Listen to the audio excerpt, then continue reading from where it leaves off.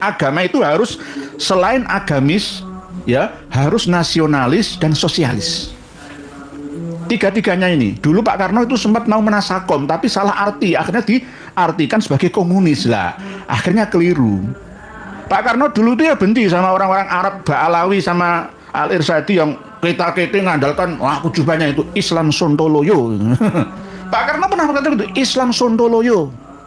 Lah khawatir saya kan kalau ini cerah agawe bubrah, mudah dipecah belah, lalu Ba'alawi masuk ke dalam rumah keraton, sama seperti Habib Lutfi bin Yahya yang ketemu dengan Gusti Sunan Pakubuwono ke-13 mencium tangannya Habib Lutfi. Ya, Habib Lutfi kan di atasnya, ya, lebih mulianya Habib Lutfi daripada Sri Sunan Pakubuwono ke-13 HNBI.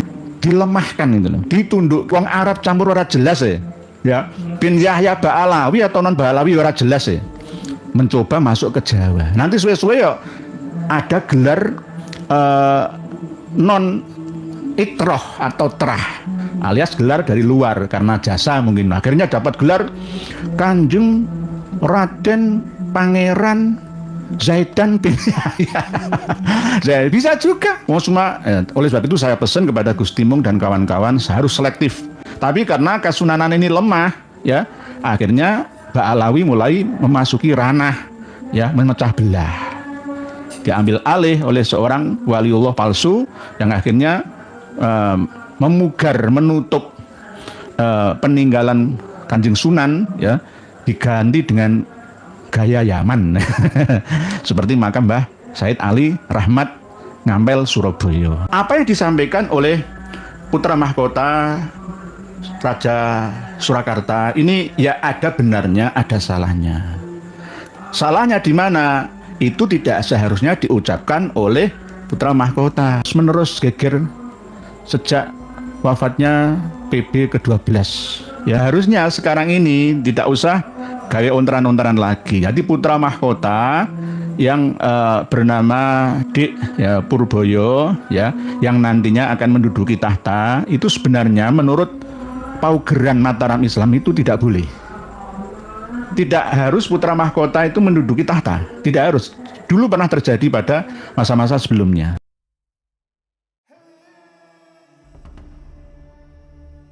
Hari-hari ini bangsa Indonesia, khususnya media, melihat secara nyata, tapi cuma sementara, tulisannya putra mahkota dari Keraton Solo sana, tapi akhirnya hilang di Instagramnya, yang intinya menyesal bergabung dengan Republik Indonesia.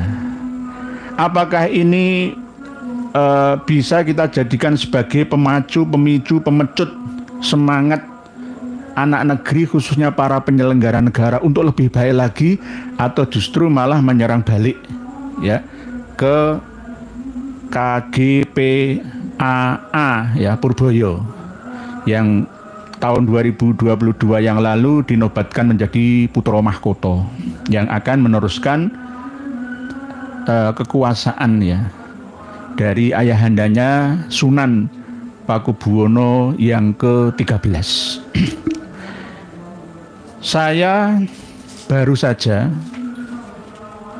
bercengkrama dengan Gus Timung, dengan Kanjeng Gusti Raden Ayu Kusmurtiah atau terkenal dengan nama Gus Timung sebagai Ketua Lembaga Dewan Adat Keraton Surakarta Hadiningrat.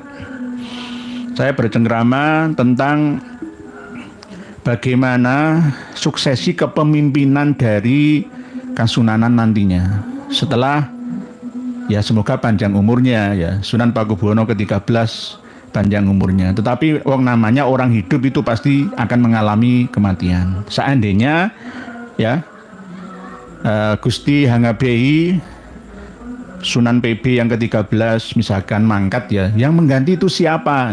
Saya ngomong dengan beliaunya, ya, secara langsung, nama saya punya akses ke keraton juga. Seharusnya yang meneruskan itu adalah anak sulung dari istri permaisuri. anak pertama dari PB Hangebei ke-13. Kalau Kanjeng Gusti PB ke-13 tidak memiliki permaisuri, ya maka diambillah putra sulung atau mbarep, putra yang pertama dari istri selirnya. Sunan Pakubuwono ke-13 Hangebei sekarang ini memiliki 3 istri, tapi tidak bertahan, hanya 1, yakni yang sekarang ini. Dulunya istri yang pertama Bunda Diah itu memiliki 3 orang anak perempuan. Di antaranya ya ada yang bernama Gusti Raden Ayu Timur Rumbe itu ya. Ya karena memang beliau Sunan Pakubuwono ke-13 dulu sebelum diangkat menjadi Sunan itu pernah bekerja di Riau sana, Rumbe sana, Timur Rumbe. 3 perempuan semua. Terus istri beliau yang kedua memiliki 3 orang anak sebenarnya, tapi yang 1 meninggal dunia. Yang pertama itu anak laki-laki, yakni Mas Aryo Suharto. Nah inilah yang saya bicarakan dengan Gusti Mung. Kang Mas Aryo Suharto ini, atau dulunya dapat gelar Mangkubumi ya, sekarang menjadi Hangebei setelah 2022 yang lalu itu. Hampir sama pengangkatannya. Jadi ini akan terjadi kisruh. Oleh sebab itu saya sebagai Kanjeng Raden Tumenggung Hadinegoro ya berhak untuk menasihati jangan sampai suksesi kepemimpinan di Surakarta Hadiningrat ini terus menerus geger sejak wafatnya PB ke-12. Ya harusnya sekarang ini tidak usah gawe ontaran-ontaran lagi. Jadi putra mahkota yang bernama Dik ya, Purboyo ya, yang nantinya akan menduduki tahta, itu sebenarnya menurut paugeran Mataram Islam itu tidak boleh. Tidak harus putra mahkota itu menduduki tahta, tidak harus. Dulu pernah terjadi pada masa-masa sebelumnya. Nah ini harus ada peran dari Kanjeng Gusti Pangeran Puger ya, yakni saudaranya Hangebei sendiri, bekerja sama dengan lembaga Dewan Adat Gusti Mung. Dan ini harus ditaati, tidak boleh. Oh sudah ada paugeran kok. Jika permaisuri tidak memiliki putra, maka akan dipilih putra dari selir raja terdahulu atau anak mbarep, anak yang sulung. Jadi nanti kalau tidak didamaikan seperti ini ya, pihak negara juga kadang kurang cawe-cawe gitu. Konflik internal seperti ini harus difahami dengan hati-hati ya, jangan sampai nanti langsung menjas salah semua ya, enggak ya, memang ya begitulah rebutan sejak dulu, warisan itu ya seperti itu. Nanti kalau Kesultanan Ngayogyakarta Hadiningrat Sri Sultan Hamengkubuwono ke-10 sekarang ini wafat, ya akan bingung lagi. Karena apa? Beliau tidak memiliki anak laki-laki, hanya 3 anak perempuan seperti Gus Dur. Tidak memiliki anak laki-laki. Menurut paugeran ini tidak boleh ada sultanah, itu nggak boleh. Ya harus turun ke adiknya, ya Gusti Yudo. Harusnya ya mohon maaf ini kan wacana dari seorang Hadinegoro. Hadinegoro itu yang menata negara, menunjukkan hadi itu menunjukkan ya ini loh sesuai dengan paugerannya. Jadi begitu. Kalau tidak memiliki anak laki-laki turun ke saudaranya, sama seperti Sultan Abdul Aziz ya, Raja Arab Saudi itu ya.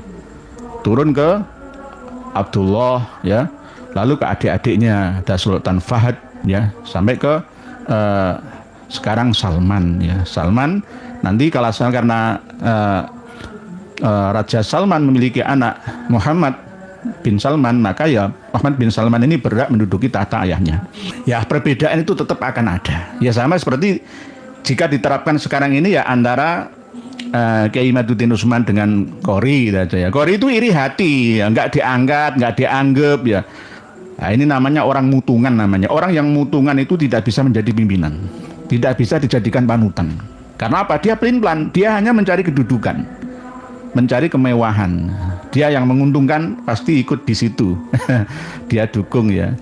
Dia akan mencari sesuai dengan kemauan. Jadi raja adalah seorang laki-laki. Raja dalam kerajaan Mataram Islam ada 4, yakni kerajaan Kasunanan, ya, Kasunanan, ya. Beda kalau Jogja Kasultanan. Oleh sebab itu batu nisan makam-makam wali, sunan-sunan itu yang berhak untuk meneliti itu dari Kasunanan ini. Lalu baru Kasultanan. Jadi misalkan ini batu nisan makam Mbah Sunan Ampel, ya itu harus ada bidang perpugalaan ya, filologi sekaligus arkeologi dari Mataram Islam, khususnya Kasunanan dulu baru Kasultanan. Harusnya gitu. Tapi karena Kasunanan ini lemah ya, akhirnya Mbak Alawi mulai memasuki ranah ya memecah belah. Diambil alih oleh seorang waliullah palsu yang akhirnya menutup peninggalan Kanjeng Sunan ya, diganti dengan gaya Yaman. Seperti makam Mbah Said Ali Rahmat Ngampel Surabaya. Jadi begitu. Jadi kerajaan Mataram Islam 4 ini dari laki-laki ya. Dalam budaya Jawa ini harus ada 3 hukum. Hukum positif adat ya, hukum agama dan hukum negara yang harus dijalankan di keraton Kasultanan, Kasunanan, Mangkunegaran, Pakualaman. Karena masih mengikuti budaya leluhurnya dulu, hampir sama seperti budaya Arab, yakni budaya patriarki atau patrilineal, yakni dari jalur laki-laki. Ya, sama seperti Habib Alawi kan jalur laki-laki, tetapi bagi Duriyah Wali Songo itu tidak harus dari jalur laki-laki saja. Jadi bisa dari jalur perempuan juga. Terus raja adalah seorang yang beragama Islam. Oleh sebab itu tidak boleh Sunan, Mangkunegaran, Pakualaman, Sultan beragama non-Islam, itu nggak boleh. Nggak boleh dilanggar ini. Jika menganut agama lain biasanya akan diberikan sanksi oleh raja berupa dikucilkan, dicabut semua gelarnya. Sujiwo Tejo itu sebenarnya Mbah Buyutnya ke atas itu ya termasuk kalangan ningrat, tapi dicabut haknya ya gara-gara ya itu tadi. Ya selain memberontak ya bisa juga karena murtad atau keluar dari agama Islam. Jadi tidak boleh. Jadi kalau Sunan Adipati Mangkunegara ke-10 yang sekarang ya, Mas Biri itu ya harus masuk Islam, wajib, tidak boleh tidak. Karena ini menjadi paugeran tatanan utama dari Kanjeng Sultan Agung Hanyokrokusumo ing Mataram Islam. Karena gelarnya itu tidak tanggung-tanggung, gelarnya itu harus Abdurrahman Sayyidin Panotogomo. Kalau bahasa Jawanya itu Ngabdurrahman Sayyidin Panotogomo Kalipatullah. Nah, itu bahasa Jawanya. Le bahasa Arab fasihnya Abdurrahman Sayyidin Panotogomo Khalifatullah ing tanah Jawa. Lah itu harus Islam, nggak boleh tidak. Harus Islam dan harus laki-laki. Jadi nanti kalau Sri Sultan Hamengkubuwono ke-10 sekarang wafat, ya maka tidak boleh diganti oleh putrinya yang perempuan itu. Karena ini paugeran, kecuali mau merubah Sabdo Pandita Ratu, Allahu a'lam, berarti lari dari aturan. Nah, sekarang kembali kepada aturan yang ada di Keraton Kasunanan Surakarta Hadiningrat. Kenapa putra mahkota ya di Purboyo yang sekarang menjadi gelar Kanjeng Gusti Pangeran Adipati Anom ya, Hamangkunegara, bukan Mangkunegara, beda, ada hanya. Jadi antara Pakubuwono dengan Hamengkubuwono beda. Jadi Hamangkunegara nggih, Narendra ing Mataram. Ya, gelarnya banyak ya. Gelarnya banyak ya. Inilah yang saya nasihati, jangan hanya mengandalkan nasab. Ya. Ayo kasab, ayo berusaha ya. Nanti seandainya tidak menjadi pewaris tahta ing Mataram Islam Kasunanan Surakarta Hadiningrat ya nggak apa-apa. Tapi kalau menurut paugeran harusnya nanti yang meneruskan adalah KGPH, Mangkubumi yang tahun 2022 dibeat ya oleh LDA dan seluruh raja-raja di Nusantara menjadi gelar Hangabehi. Nah, nanti seperti apa? Nah, ini tugasnya Gusti Mung dan kawan-kawan, Gusti Puger dan teman-teman. Lah, khawatir saya kan kalau ini cerah agawe bubrah, mudah dipecah belah, lalu Mbak Alawi masuk ke dalam rumah keraton, sama seperti Habib Lutfi bin Yahya yang ketemu dengan Gusti Sunan Pakubuwono ke-13 mencium tangannya Habib Lutfi. Habib Lutfi kan di atasnya, ya. Lebih mulianya Habib Lutfi daripada Sri Sunan Pakubuwono ke-13 Hangabehi. Lah, ini akhirnya kan dilemahkan itu loh, ditundukkan. Gara-gara saya juga dari keraton, wah itu loh, masih hebat saya. Baru-baru ini anak kecil cucunya Habib Lutfi bin Yahya, Zaidan bin Yahya, ya kan, foto pada waktu penobatan kemarin, mohon maaf, nggih, Kanjeng Ratu, Gusti, saya pas penobatan kemarin nggak bisa rawuh karena banyak kegiatan sendiri. Pamer foto-foto seakan-akan diundang, saya diundang langsung resmi tapi saya nggak hadir, mohon maaf. Sebenarnya saya ini balelo, bukan balelo karena waktu yang tidak bisa saya putar kembali ya, karena tugas yang begitu banyak dan berat ya. Foto-foto seakan-akan pakai pakaian Jawa, lah kowe iki wong Portugis ya.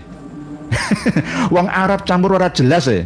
Ya, bin Yahya Ba'alawi atau non Ba'alawi ora jelas ya. Mencoba masuk ke Jawa. Nanti suwe-suwe ya ada gelar non itroh atau trah, alias gelar dari luar karena jasa mungkin. Akhirnya dapat gelar Kanjeng Raden Pangeran Zaidan bin Yahya. Bisa juga. Oleh sebab itu saya pesan kepada Gusti Mung dan kawan-kawan, harus selektif. Tidak boleh semua orang diobral gelar-gelar ini, harus mahal. Kalau di Keraton Kasunanan Surakarta Hadiningrat, KRT itu masih ya cukup tinggi tapi tidak terlalu tinggi. Berbeda dengan Kasultanan Ngayogyakarta Hadiningrat. Kalau sudah KRT seperti Sumodiningrat, ya wah itu sudah kelas panglima perang. Tapi kalau di Kasunanan Surakarta ini ya sekelas jenderal gitu saja. Saya itu jenderal, saya hanya dipanggil untuk perang ya. Perang melawan siapa? Perang melawan syaitan. Saya siap, harus menggunakan pakaian perang ya, pakaian perang. Perang melawan apa? Melawan setan. Setannya siapa? Wallahu a'lam. Seandainya. Sekarang kan sudah tidak seperti dulu. Jadi beda zamannya. Oleh sebab itu saya kalau dikritik, dicemooh orang itu nggak apa-apa. Zamannya itu terbuka, demokrasi, tidak dinasti. Oleh sebab itu 6 bulan yang lalu Dek Bire Mangkunegara ke-10 kan mau nyalon jadi wali kota Surakarta kan ya. Akhirnya mundur karena alasannya dinasihati oleh ibundanya, Bunda Patrik ya, dari Katolik itu. Mundur karena apa? Nanti kalau Mangkunegara ke-10 ya Bire Jiwa ini nanti jadi wali kota, jika ada salah dalam kebijakannya maka akan diprotes, didemo, dicemooh oleh rakyatnya, dan harus siap itu. Nah ini yang dijaga oleh pihak keraton, jangan. Akhirnya sepakat mundur saja. Kan dulu daerah istimewa Surakarta itu gagal diakui menjadi daerah istimewa, digagalkan 1946 itu. Karena apa? Para Swapraja dulu memang perkembangan Partai Komunis Sosialis itu di sana. Para kawula alit abdi dalem orang-orang Solo yang terdiri dari Kabupaten Sragen, Klaten, Boyolali, Surakarta Kota, nggih, Wonogiri, ya. Itu sudah jenuh ya dengan peraturan feodal.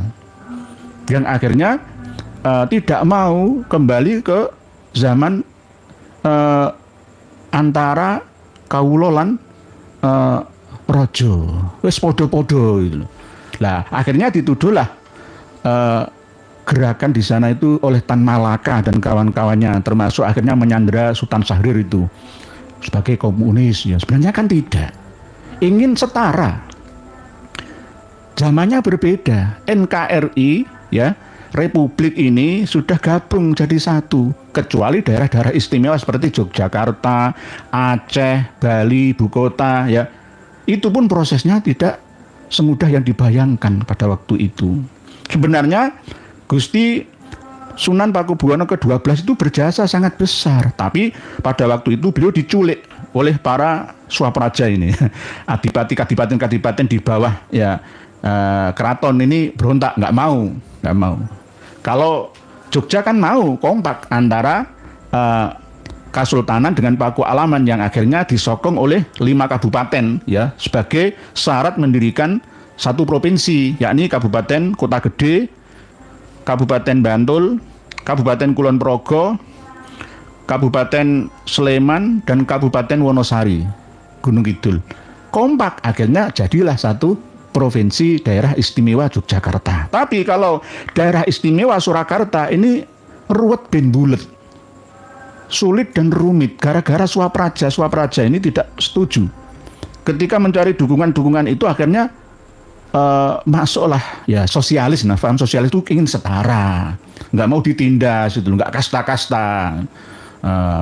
Raja itu kan kasta-kasta, ini yang tidak boleh ditiru oleh sistem pondok pesantren. Ya, sistem pondok pesantren harus setara, saling menghormati satu sama lainnya. Kiai nggak ada santrinya, buat apa pondoknya? Ya sama saja.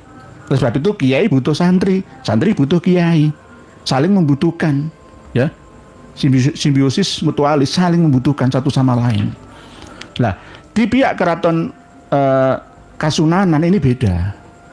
Waktu itu mau lolos ya daerah istimewa Surakarta, tapi akhirnya sekelas Perdana Menteri ya wakil ya, setelah diculik Sunan Pakubuwono ke-12, patihnya juga diculik dan dibunuh. Perdana Menterinya diculik dan dibunuh. Yang akhirnya alasan Presiden Soekarno alasan kekacauan ya, pemberontakan dari Swapraja di bawah Kasunanan ya, akhirnya tidak jadi menjadi daerah istimewa. Lah inilah yang mungkin dikeluhkan oleh putra mahkota di Purboyo ya, KGPAA Hamangkunegara Narendra ing Mataram. Oleh sebab itu Mas saya nasihati panjenengan jangan mengandalkan faktor keturunan, karena nanti jika tidak keturutan ya akan membuahkan kekecewaan. Dimanapun selalu ada yang namanya hubbud dunya, hubbul imamah, hubbur riyasah, hubbul jah. Tidak hanya di 4 keraton ini saja, tapi juga di Cirebon, di Banten ya sama saja, di Madura ya sama saja, di mana-mana, di Aceh, semua itu seneng kepingin jadi pengarep ya. Oleh sebab itu ayo tunjukkan ya akhlakul karimah, bisa menjadi contoh bagi ummah dan masyarakat. Jangan sampai pukul-pukulan, dobrak-dobrakan, itu malu. Oleh sebab itu Kang Mas Fadlizon ya, Menteri Kebudayaan kemarin sudah meninjau Songgo Buwono ya, mau membantu renovasi. Sebenarnya kan sudah setiap berapa tahun sekali itu dicairkan dana dari pemerintah untuk perawatan ya keraton-keraton tersebut ya, karena memang Kasunanan Surakarta ini kan ya keuangannya beda dengan Kasultanan Ngayogyakarta Hadiningrat. Para pemirsa dan pendengar semua, ini gara-gara apa? Gara-gara siapa? Ya gara-gara Belanda. Dulu dipecah gara-gara perjanjian Giyanti dan Salatiga antara Pangeran Mangkubumi yang akhirnya menjadi Sultan Hamengkubuwono pertama, Pangeran Sambernyowo yang akhirnya minta juga wilayah yang ada di Karanganyar, Wonogiri, Baluwerti ya, dan Mangkunegaran, minta wilayah juga, akhirnya menjadi Mangkunegara, Praja Mangkunegara. Dan dengan Sunan Pakubuwono yang kedua, perjanjian Giyanti itu siapa? Yos, Belanda yang campur tangan. Lalu berikutnya tahun 1757 yaitu baru Sambernyowo ini, Pangeran Sambernyowo ini yang Giyantinya itu 1755 Masehi ya. Selanjutnya untuk Yogyakarta nambah lagi Paku Alaman sebagai wakil gubernur sekarang. Oleh sebab itu ini harus diwanti-wanti kedua keraton ini yang nguri-uri budaya ing Nuswantara. Jangan sampai ngisin-ngisini wong akeh gitu loh. Ya. Prosesi pemindahan kekuasaannya nanti mesti gegeran, mesti karena ini tidak sesuai dengan paugeran yang sudah kami bacakan di awal tadi. Oleh sebab itu Zamannya berbeda, ayo kita bersama-sama, tidak harus keturunan raja, harus bisa jadi raja. Bisa menjadi raja-raja di tempat yang berbeda dan tanpa terkenal orangnya. Cukup dengan usaha amal solehnya, kita bisa pesan joglo seharga 300 juta menjadi joglo keraton sendiri, beli tanah sendiri yang luas, buatlah keraton-keraton sendiri. Ya, yang penting duitnya akeh, amal soleh akeh, pasti bisa jadi raja. Nggak perlu yang punya Rubicon, Alphard ya itu harus raja. Nggak, malah justru raja bisa kalah dengan orang biasa gara-gara fastabikul khairatnya. Oleh sebab itu Dik Mas, Raden Purboyo, ya saya nasihatin jenengan jangan sampai nanti kuciwo seandainya tidak menjadi penerus tahta ing Kasunanan Surakarta Hadiningrat. Demikian nasihat kami supaya apa ya, supaya nanti tidak mudah dipecah belah. Nanti kalau Mbak Alawi ikut-ikutan ke sana, ajurjum. Karena apa? Di keraton sendiri saya merasakan dua kubu. Saya itu males ya gara-gara ketemu dengan kawan-kawan yang ketika kumpul itu ada yang bela Mbak Alawi juga. Ada yang bela Mbak Alawi juga. Padahal Mbak Alawi itu jelas ingin merusak tatanan yang ada. Ya, jangan sampai dengan adanya kelihatan perpecahan itu dimasuki oleh orang-orang yang tidak bertanggung jawab dari klan lainnya. Selesaikan secara internal, libatkan pemerintah daerah ya, wali kota atau kalau Jogja ya memang karena jasanya yang sangat besar sejak dulu kala. Nih. Pak Nur Hadi, dasar utama para pecinta sholawat Nabi adalah sesungguhnya Allah Subhanahu wa Ta'ala dan para malaikatnya bersolawat kepada Nabi sehingga para penganut aliran tasawuf fanatik terhadap amalan tersebut. Tolong Pak Kiai info apa ya? Infonya mungkin begitu nggih Pak Nur Hadi ya.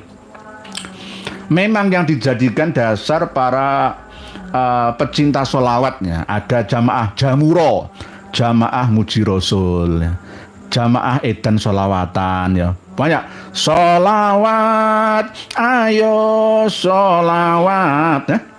Mafia solawat juga. Lawang Allah wae gelem solawat, solawat, ayo solawat, ayo solawat, malaikat yo gelem solawat. Lah, ini sebenarnya pemahaman yang kurang tepat. Mohon maaf. Karena apa? Ibadah itu ora solawat tok. Yang akhirnya sarana wasilah solawatan ini dimaknai beda oleh umat Islam secara keseluruhan. Iya bener umat Islam sama akhirnya, tapi sholawatan malah tambah joget-joget. Nah, malah joget. Sholawatan ini orang ngerti artinya sholawat, yang akhirnya malah justru joget-jogetan, musik-musikan sama lampu disko-diskoan, ya kan? Dugem ya, malah tambah kayak dugem ya tambah. Ini yang tidak boleh. Masalah solawat itu kembalikan kepada akar katanya. Solawat itu doa-doa secara etimologinya. Kalau terminologinya sih membaca doa kepada Kanjeng Nabi kita, kan begitu terminologinya. Lah, ini harus dikupas dengan jelas supaya tidak membuat was-was ya masyarakat kita secara luas bahwa Allah itu tidak hanya memberi rahmat salawat beserta malaikatnya kepada Kanjeng Nabi kita saja. Wong Qur'annya jelas ayat 43 ya, Al-Ahzab ya. Huwallazi yusolli alaikum wa malaikatuhu liyukhrijakum minadz zulumati ilan nur wa kana bil mu'minina rahima. Jadi Gusti Allah karo malaikat Gusti Allah iku ya nyolawat nih sampean kabeh wong sing beriman-iman iku ya sampean kabeh dibacana selawat karo Gusti Allah. Maksudnya selawat apa? Memberi rahmat. Memberi rahmat wa kana bil mu'minina rahima. Jadi tidak hanya kepada Kanjeng Nabi kita saja. Bahkan ketika kita di bulan puasa ada salah satu hadis sabda Nabi kita, innallaha wa malaikatahu yusholluna alal mutasakhirin. Sesungguhnya Allah dan para malaikatnya itu bersolawat kepada orang-orang yang makan sahur. Gitu. Jadi kalau kita makan sahur berarti diberi rahmat oleh Allah, nanti tidak lapar dalam sehari. Gitu. Bagi yang nganggur, yang turu-turu saja sih nggak masalah. Kalau saya kan kerja ya harus seakan-akan ya bukan wajib sih sahur itu, tapi sunnah yang muakkadah bagi saya. Karena kalau saya tidak sahur nanti nggak dapat rahmah.